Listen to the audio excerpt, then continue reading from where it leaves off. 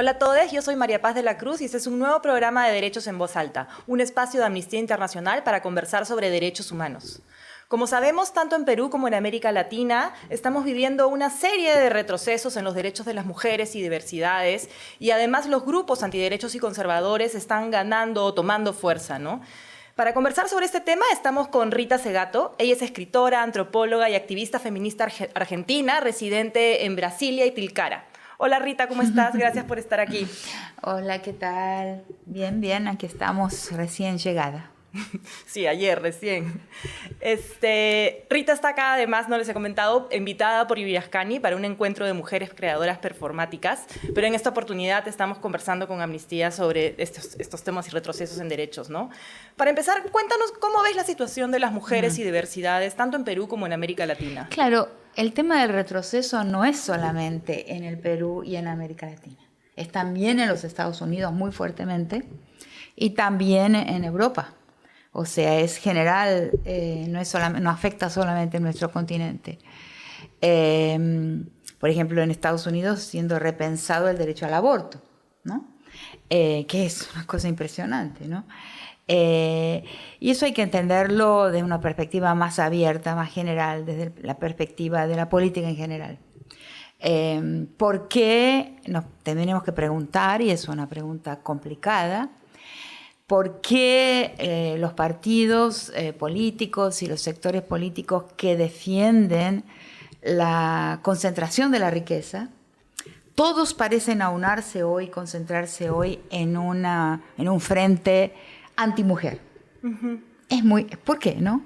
¿Qué tocan los derechos? O sea, ¿cómo los derechos solicitados por las mujeres, no por todas, porque el cuerpo no es una garantía, pero cómo porque existe, en el movimiento negro, por ejemplo, existe una categoría que se llama conciencia racial. En el movimiento de las mujeres no tenemos todavía una categoría a la que podamos llamarle conciencia de género. Hay mujeres que no tienen una clara conciencia de qué significa en la historia haber sido mujeres. Entonces, esa es una diferencia, algo que hay que pensar. Hay muchas mujeres que tienen cuerpo de la hembra de la especie, pero no tienen una conciencia de género. El caso clásico que siempre menciono es Margaret Thatcher, que fue el primer ministro inglés más antimujer de toda la historia de la política británica y tenía un cuerpo de hembra de la especie. Entonces, no es una garantía. Entonces, pero ¿por qué? La gran pregunta es esa, ¿no? ¿Por qué los partidos que defienden la concentración de la riqueza y defienden a la propuesta de los dueños del mundo, todos se aunan, se concentran contra las reivindicaciones de las mujeres? Por ejemplo, contra el tema del aborto, que es un fraude total. La criminalización del aborto y el argumento de la vida, de la defensa de la vida, es un fraude total, porque...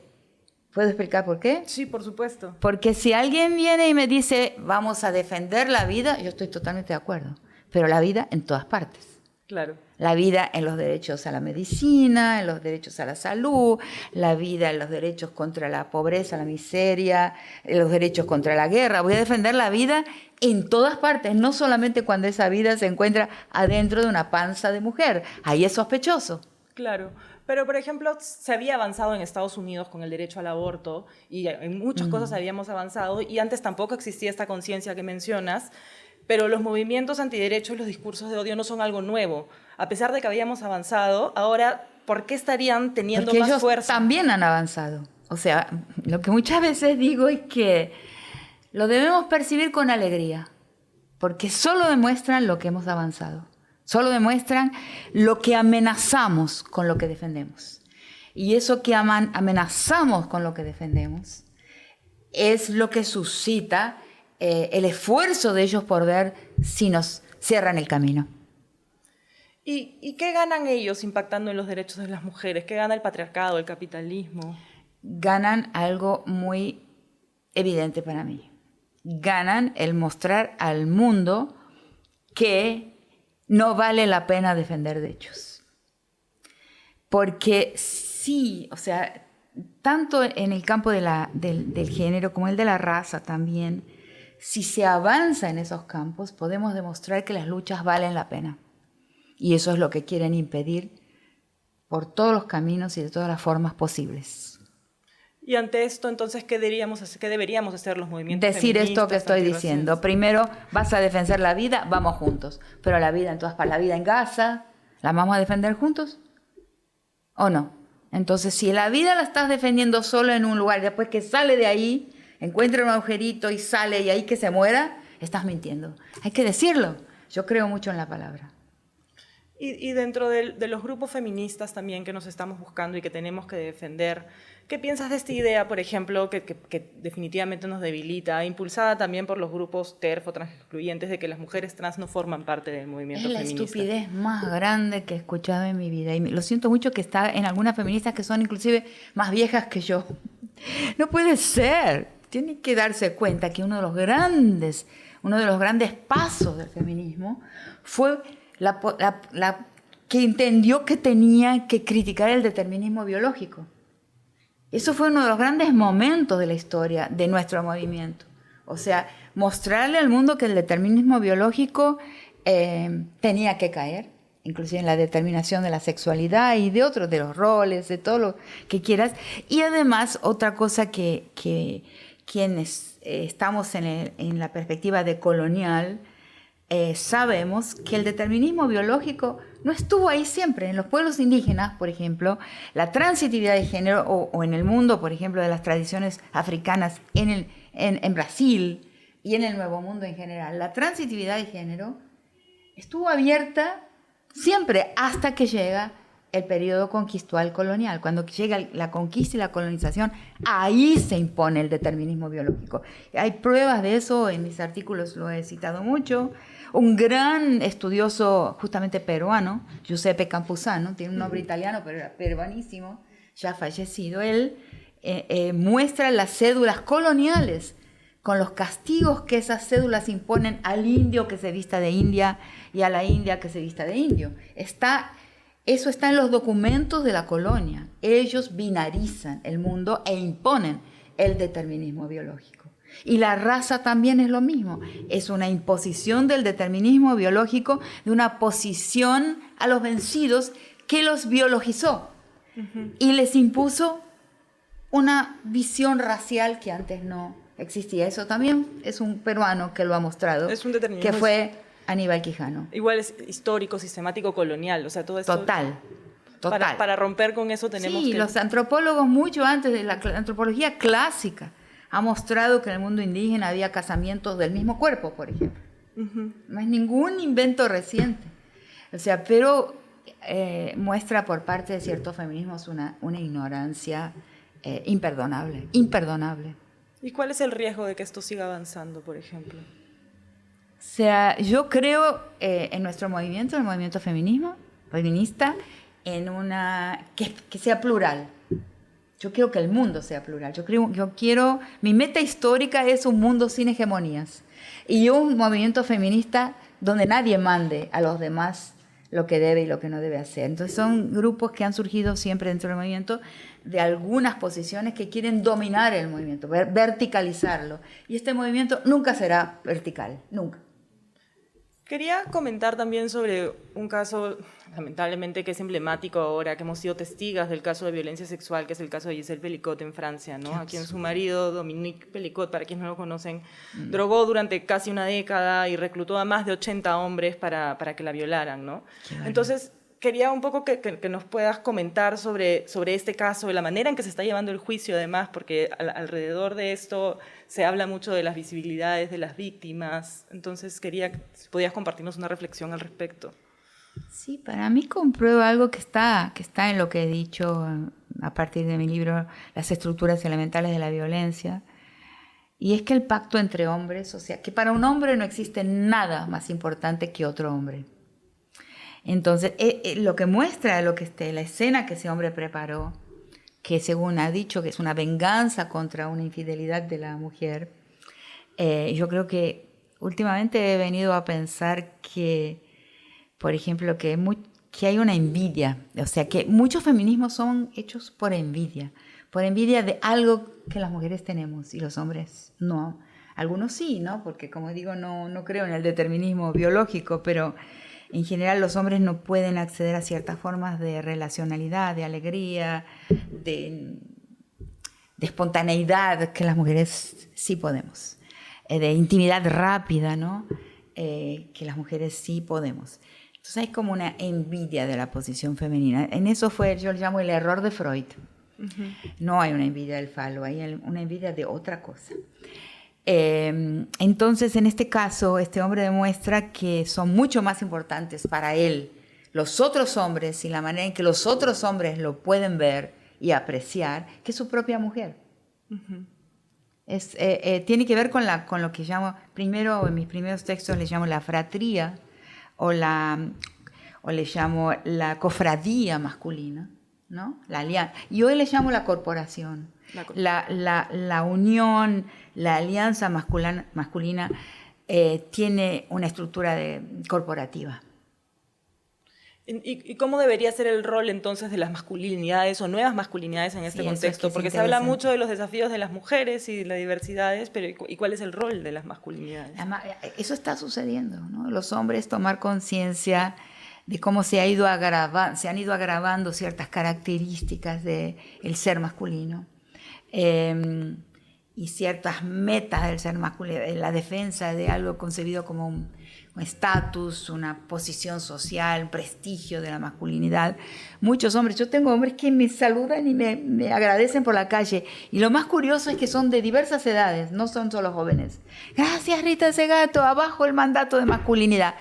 Quedé perpleja cuando empezó a pasar, pero ahora es bastante usual. O sea, me sucede, y a veces hombres de mucha edad, que por diversas razones, porque es una esclavitud, ellos son víctimas también de lo que se les ha impuesto, de la búsqueda de las señales de que pertenecen a la cofradía o a la corporación masculina. Lo que tienen que sacrificar es mucho. ¿Y si ves un cambio en las nuevas generaciones? Sí, veo muchos caminos, pero que hay un cambio, sí hay. Rita, ¿realmente el feminismo salvará al pueblo? Yo creo que el feminismo es la única... No me gusta la palabra revolución porque todas las revoluciones han fracasado a partir de la francesa, que terminó en 3 reinados. Han sido victoriosas en derrocar lo que había, pero no en construir un nuevo camino histórico. Lo único que todavía no hemos probado es si las mujeres podemos hacerlo, y yo creo que sí. Pero entendiendo muy bien y trabajando juntas para entender y construir cómo sería una politicidad femenina. ¿Cómo sería? Es un trabajo colectivo pensarlo. Justo hablando de politicidad y políticas, en el caso peruano, por ejemplo, nos estamos enfrentando al riesgo de una posible fusión entre el Ministerio de la Mujer y Poblaciones Vulnerables y el Ministerio de Desarrollo e Inclusión Social. Porque el cuerpo no es una garantía. O sea, alguien puede tener un cuerpo de mujer y no tener ninguna conciencia de lo que es la historia de las mujeres y la politicidad de las mujeres, que es otra cosa. Entonces, el cuerpo no ofrece esa garantía. Ese es el error inclusive de los feminismos antitrans, que piensan que el cuerpo ofrece una garantía de una posición y una meta histórica, y yo creo que no es por ahí. O sea, creo que entiendo muy poco de la política peruana. Creo que es uno de los países más difíciles de comprender de todos, porque ha intentado tantas cosas y ha fracasado en los intentos que ha hecho por la construcción de un camino histórico que pueda conducir hacia otro horizonte. Solo que no, y en este momento presente, por lo que veo, hay un retraso, hay un camino hacia atrás. Pero ¿quién soy yo para dar esa opinión? Pero y para reducir estas brechas, ¿se necesitan políticas, recomendaciones al Estado, a la sociedad en general? Yo creo que hemos pensado mal algo. Hemos pensado, tomamos el Estado y el Estado transforma la sociedad. Y eso no ha funcionado. Es cambiando la sociedad, y eso se hace cuerpo a cuerpo, con los pies en la tierra, en un arraigo local, un arraigo en el paisaje, un arraigo en la propia historia, en la sociedad que se podrá transformar nuestros estados que están mal fundados. Una de las cosas que pienso es que los estados latinoamericanos tienen un error de fundación. Entonces, no es el Estado que va a transformar la sociedad, porque no lo ha hecho hasta ahora, en ningún lugar, sino la sociedad es una política de transformación de las relaciones sociales. Eso va a conseguir, pienso, transformar la gestión estatal. Es al revés el camino. Una última pregunta. Sí. Sí, claro. Una última pregunta. ¿Crees que es importante o fundamental, algo de lo que se habla mucho en derechos humanos, poder diferenciar igualdad de equidad y justicia? Sí, claro. Pero antes que nada tenemos que pensar, claro, la ley, tanto en el discurso de los derechos humanos como también las leyes nacionales, solo consigue incidir en la vida de las personas si primero alcanza una eficacia simbólica. O sea, si primero alcanza a modificar si no modifica las conciencias, y la prueba es el aborto, que nunca convenció a nadie, porque hasta las sobrinas de obispos practican un aborto cuando lo necesitan. O sea, hay una ley del aborto que tiene casi 100 años en nuestros países en general.